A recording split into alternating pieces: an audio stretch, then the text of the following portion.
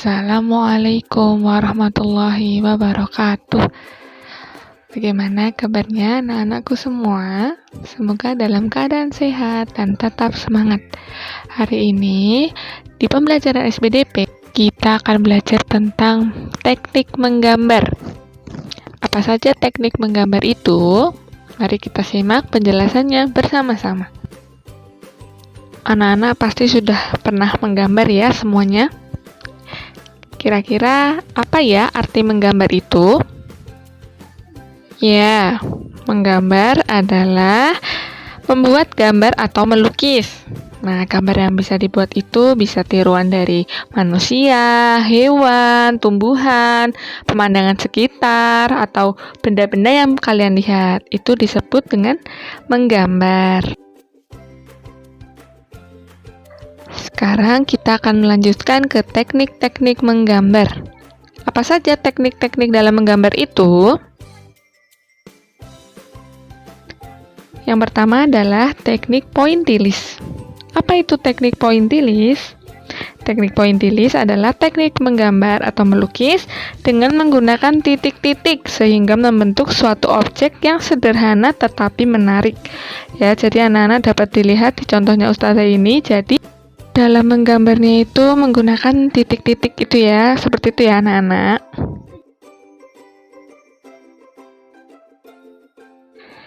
Teknik yang kedua adalah teknik dusel atau gosok. Nah, teknik ini menggambarnya dengan cara menggosok sehingga menimbulkan kesan gelap terang atau tebal tipis. Misalnya nanti di pinggir-pinggir garisnya itu diberikan garisnya agak tebal, kemudian anak-anak bisa menggosoknya menggunakan tisu atau kapas seperti itu. Jadi akan menimbulkan kesan gelap terang atau tebal tipis ya. Jadi seperti ada bayangannya atau bisa terlihat warnanya yang agak berbeda seperti itu. Yang ketiga adalah teknik siluet atau blok. Jadi teknik ini menutup objek gambar dengan menggunakan satu warna sehingga menimbulkan kesan blok. Nah, dapat dilihat ya di contoh ini. Jadi seperti hanya bayang-bayangannya saja. Nah, itu disebut dengan teknik siluet. Jadi ditutup dengan satu warna. Yang keempat adalah teknik arsir. Nah, teknik arsir ini teknik menggambar dengan cara menggoreskan garis-garis berulang yang membuat kesan gelap terang, gradasi, atau kesan dimensi. Jadi bisa dilihat ya, jadi ada terlihat misalnya ada mataharinya di sebelah kiri, berarti nanti gambar yang di sebelah kanan itu menjadi lebih gelap seperti itu. Nah, membuat arsirannya ini tidak harus menggunakan pensil ya, tapi juga bisa menggunakan spidol atau tinta ballpoint seperti itu bisa semuanya. Yang kelima adalah teknik akuarel atau sapuan basah. Teknik ini adalah dengan menggunakan cat air dan sapuan warna yang tipis sehingga lukisan yang dihasilkan terkesan tembus pandang atau transparan. Nah, contohnya dapat anak-anak lihat ya, jadi masih terlihat catnya itu tidak terlalu tebal ya, karena memang menggunakan cat air seperti itu. Jadi memang sapuannya juga tipis untuk teknik akuarel.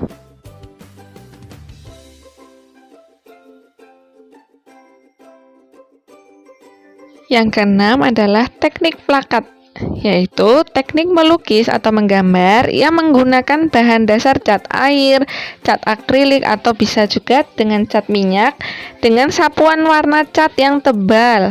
Ya, jadi bedanya dengan yang tadi, jika akuarel itu sapuannya tipis, jadi masih terlihat transparan. Kalau ini sapuan warnanya tebal, jadi berbeda ya. Di contohnya juga warnanya berbeda. Jadi kalau yang di sini catnya itu warnanya lebih tebal daripada yang akuarel. Yang ketujuh adalah teknik spray, yaitu dilakukan dengan cara menyemprotkan cat pada gambar. Nah, cat berarti menggunakannya cat semprot dan catnya ini disemprotkan pada gambar misalnya atau di kanvas atau di media-media gambar yang lain. Yang kedelapan adalah teknik tempera, yaitu dilakukan dengan cara melukis gambar pada sebuah dinding dengan sedemikian rupa. Jadi teknik tempera itu adalah cara melukis gambar pada sebuah dinding sesuai kreasi dan sesuai dengan kemampuan serta ketersediaan. Yang kesembilan adalah teknik garis atau linier. Teknik ini dilakukan dengan cara menggambar suatu objek baik dari sebuah garis yang berupa garis lengkung maupun garis lurus. Nah, dapat dilihat ya contohnya anak-anak. Jadi di situ ada yang gambarnya lurus untuk daun yang di sebelah paling kanan, atau yang di tengah dan di kiri itu lebih agak melengkung seperti itu. Nah, ini disebut dengan teknik garis atau linier.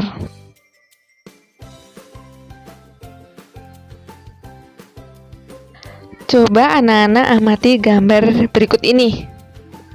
Gambarnya terlihat seperti nyata ya anak-anak. Paling atas itu ada gambarnya seperti gambar gajah yang keluar dari jendela dan menyemprotkan air. Kemudian yang di sebelah kiri itu ada dinding yang retak dan bisa melihat luar angkasa. Nah, untuk gambar yang paling sebelah kanan itu ada gambar anak kecil yang sedang berada di depan mulut hiu. Apakah anak-anak pernah melihat gambar sejenis ini? Disebut apakah gambar ini? Nah, gambar ini disebut dengan gambar 3 dimensi, yaitu gambar yang tampak seperti nyata seakan-akan gambar itu hidup. Nah, dapat anak-anak amati ya, gambarnya memang seperti gambar yang hidup. Kira-kira bagaimana ya teknik menggambar untuk gambar 3 dimensi ini? Sebelum membuat gambar 3 dimensi, kita terlebih dahulu membuat sketsa. Nah, ada beberapa aturan yang perlu diperhatikan dalam membuat sketsa.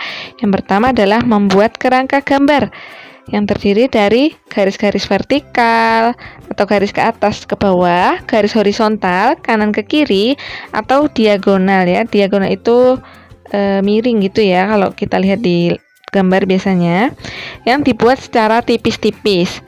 Kemudian yang kedua, menggambar garis sekunder, misalnya membuat kerangka kubus dalam keadaan tipis. Setelah itu, yang ketiga adalah menebalkan garis sketsa, dan yang keempat, menyesuaikan ketebalan saat menebalkan garis sketsa itu dengan karakter jenis garis, misalnya apa yang ingin ditonjolkan, seperti itu ya. Dapat dilihat juga di contoh yang ada di layar ini.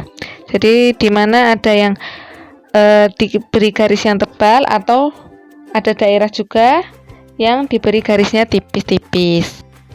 Setelah itu kita perlu mengetahui peralatan untuk membuat sketsa. Nah, peralatan membuat sketsa ada media gambar seperti kertas gambar ya. Kertas gambar itu ada macam-macam jenisnya. Kemudian ada alat gambar manual seperti pensil dan rapido. Untuk gambar rapido silakan anak-anak bisa mencari sendiri ya. Kemudian ada alat gambar digital, itu kita membutuhkan software desain grafis atau digital pen. Jadi ballpoint yang digunakan untuk menggambar yang akan masuk ke dalam layar komputer seperti itu. Misalnya anak-anak mau mencari contohnya, banyak sekali contohnya jika dicari di internet. Yang keempat ada alat bantu gambar, yaitu bisa meja untuk menggambar, penghapus, busur derajat, mistar, dan alat sablon seperti itu. Pembahasannya selanjutnya adalah gambar ilustrasi. Apa itu gambar ilustrasi? Sebelumnya coba anak-anak perhatikan contoh gambar ilustrasi ini. Kira-kira apa ya maksud dari gambar itu? Ya, maksudnya adalah mencuci tangan untuk memutus rantai penyebaran COVID-19. Ya, benar sekali. Berarti, apa itu gambar ilustrasi? Nah, gambar ilustrasi itu adalah gambar yang bersifat menerangkan suatu peristiwa. Jadi pada contoh ini, apa peristiwanya? Ya, ini adalah himbauan untuk mencuci tangan supaya rantai penyebaran COVID-19 itu dapat terputus ya dari gambarnya itu. Nah, gambar ilustrasi itu juga berfungsi untuk memudahkan seseorang untuk memahami informasi dalam suatu tulisan. Jadi, misalnya ada suatu bacaan. Nah, di situ ada gambar. Berarti gambar itu menjadi penjelas atau memudahkan pembaca dalam memahami informasi yang sedang dibaca. Ada beberapa unsur dalam gambar ilustrasi. Yang pertama adalah ilustrasi manusia. Nah, dalam menggambar ilustrasi manusia ini memerlukan pemahaman dan penguasaan proporsi dan anatomi tubuh manusia. Nah, maksudnya proporsi itu kita harus tahu ya, misalnya berapa perbandingan antara besar kepala dengan kakinya, perbedaan jika menggambar anak-anak dengan ibunya, seperti itu. Nah, anatomi itu bagian-bagian tubuh manusia. Misalnya membuat kaki. Nah, membuat kaki itu tentunya lebih panjang ya dari membuat kepala. Nah, jadi kita juga harus memahami anatomi tubuh manusia itu agar dalam menggambar bisa proporsional. Yang kedua adalah ilustrasi hewan. Nah, sama dengan manusia, jadi kita juga perlu memahami dan menguasai proporsi dan anatomi tubuh hewan. Misalnya, dalam membuat kepala hewan itu seberapa besar, bagaimana perbandingannya dengan kakinya, badannya, seperti itu. Kemudian, untuk anatomi, misalnya, anak-anak harus tahu bagaimana bentuk kepalanya, bagaimana bentuk kakinya, bentuk badannya, seperti itu. Nah, misalnya contohnya pada gambar unta ini ya, jadi bentuknya ya kepalanya unta ya seperti itu, kakinya bagaimana, dan sebagainya. Yang ketiga adalah ilustrasi tumbuhan. Dalam menggambar ilustrasi tumbuhan, ada dua cara, yaitu menggambar tumbuhan secara sederhana dan secara lengkap. Dalam menggambar ilustrasi tumbuhan secara sederhana, tumbuhan digambar berupa kesan bahwa gambar membentuk tumbuhan itu. Tapi untuk yang lengkap, itu ilustrasi tumbuhan digambar dengan detail. Jadi terlihat ada kelopak-kelopaknya atau ada misalnya ada duri-durinya kecil, seperti itu, lebih detail. Nah, perhatikan contoh berikut ini ya. Coba anak-anak amati gambar yang ini dan gambar yang satunya, yang kiri dan yang kanan. Yang manakah yang merupakan gambar sederhana? Ya, betul. Yang sebelah kanan merupakan gambar yang sederhana. Jadi hanya menimbulkan kesan bahwa itu adalah tumbuhan. Sedangkan yang kiri merupakan gambar lengkap ya. Jadi di situ lebih terlihat jelas detailnya, ada kelopaknya, bagaimana bentuk daunnya, bagaimana daunnya misalnya tertutup bunga yang lain, seperti itu. Jadi lebih detail. Selanjutnya adalah langkah menggambar ilustrasi. Yang pertama adalah menentukan tema, kemudian menentukan adegan dan suasana, kemudian yang ketiga menggambar sketsa, dan yang keempat pewarnaan. Jadi pertama kita memang harus menentukan tema terlebih dahulu ya, kemudian menentukan tokoh, adegan, dan suasananya. Misalnya kita mau menggambar suasana di pedesaan. Nah, seperti itu. Kita harus menentukan bagaimana suasananya, bagaimana adegannya, siapa saja tokoh-tokohnya, seperti itu. Setelah itu kita akan menggambar sketsa. Nah, sketsa ini digambar setelah kita sudah menentukan tokoh, adegan, dan suasananya. Kemudian setelah sketsanya jadi, sudah kita tebalkan, yang terakhir adalah pewarnaan. Jadi apakah mau diwarnai dengan cat air, atau mau diwarnai dengan cat akrilik, atau hanya menggunakan pensil warna, krayon, seperti itu. Ini adalah langkah-langkah menggambar ilustrasi. Yang selanjutnya adalah apresiasi seni. Apakah anak-anak masih ingat apa itu apresiasi seni? Apresiasi seni adalah bentuk pengakuan, penghargaan, atau penilaian untuk sebuah karya seni berupa objek yang dapat dinikmati dengan melihat dan merasakannya. Ya, pasti anak-anak masih ingat ya yang sebelumnya tentang apresiasi seni. Kemudian apa saja manfaatnya? Nah, manfaatnya ada memahami karya seni dari berbagai sisi dan menimbulkan hubungan timbal balik antara penikmat karya seni dan pembuatnya.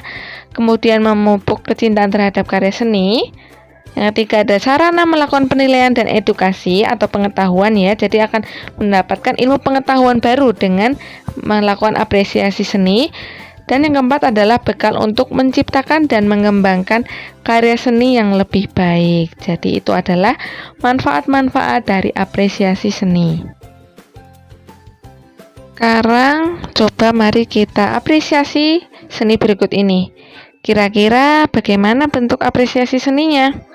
Nah, pertama kita harus tentukan dulu ini temanya tentang apa menurut kalian. Kemudian kita tuliskan apresiasinya atau kita ucapkan apresiasinya setelahnya ya. Misalnya seperti ini. Tema gambar suasana di pegunungan. Apresiasinya, gambarnya sudah terlihat detail. Gambar pemandangan dan orang yang ada di sana sudah proporsional. Pemilihan warnanya juga sudah bagus. Gambar ini memiliki pesan positif yaitu betapa indahnya ciptaan Allah yang harus kita syukuri ya, seperti itu. Contoh apresiasi seninya. Jadi dijelaskan bagaimana karya seni itu, terus di mana sisi bagusnya. Misalnya ada yang kurang bisa ditambahkan perbaikannya di sebelumnya. Kemudian berikan pesan positif yang disampaikan oleh gambar itu. Seperti itu untuk apresiasi karya seni menggambar.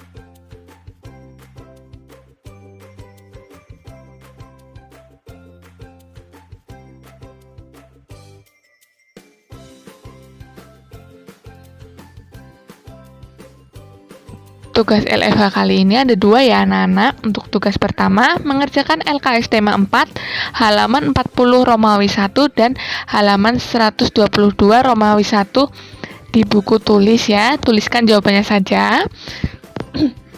Kemudian untuk tugas 2, buatlah gambar dengan tema pekerjaan di sekitarku dan berilah pewarnaan yang menarik. Misalnya anak-anak ingin menggunakan teknik menggambar yang sudah kita pelajari tadi, boleh sekali. Atau menggambar seperti kalian biasanya juga boleh sekali. Nah, sekarang semangat belajar. Ustazah akhiri untuk pembelajaran kali ini. Wassalamualaikum warahmatullahi wabarakatuh.